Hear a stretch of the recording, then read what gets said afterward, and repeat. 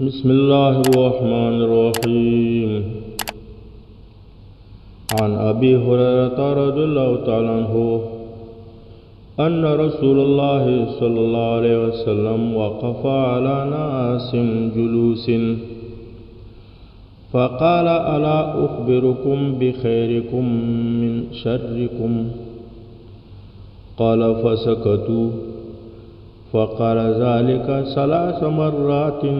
فقال رجل: بلى يا رسول الله، أخبرنا بخيرنا من شرنا. فقال: خيركم من يرجى خيره ويؤمن شره، وشركم من لا يرجى خيره ولا يؤمن شره. رواه الترمذي. قدرمن عزتمن باید منگا دا خپل اعمال و اخلاق دا دغه حدیث په ترازو او میزان کی واچو، په دغه باندې وته دا یو دویم دا دی چې منگا او پیژنو چې منگا کې څوک ډېر ښه سړی او څوک ډېر بد سړی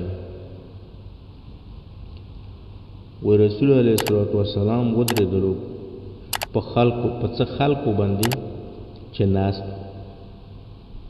نو رسول علیہ الصلوۃ والسلام فرمایي: آیا خبر نه در کوم زه تاسو ته، بلکې در کوم خبر په تاسو کې چې څوک ډېر ښه انسان دی له هغه انسان نه چې په تاسو کې ډېر بد انسان دی. ابو هريره سے فرمایي چې دا ناس خلق چپ شو غلی شو، جواب یې ورنکړ. نو نبی علیہ السلام دا سوال د دوی نه 3 کرته وکړ. بیا نو یو سړي وویل چې او خبر راکړه موږ ته، اې د الله پیغمبره صلی الله علیه وسلم،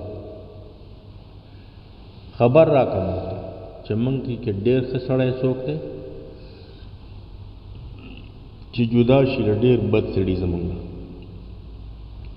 نو نبی علیہ السلام وفرمایل چې په تاسو کې ډېر غوره انسان، ډېر بهتر او ښه انسان من هغه څوک دی یرجا خیره چې امید کېدلی شي تنه د خیر، یعنی چې د کوم انسان نه د نورو انسانانو د خیر امید و، د خیر تمه یې وه.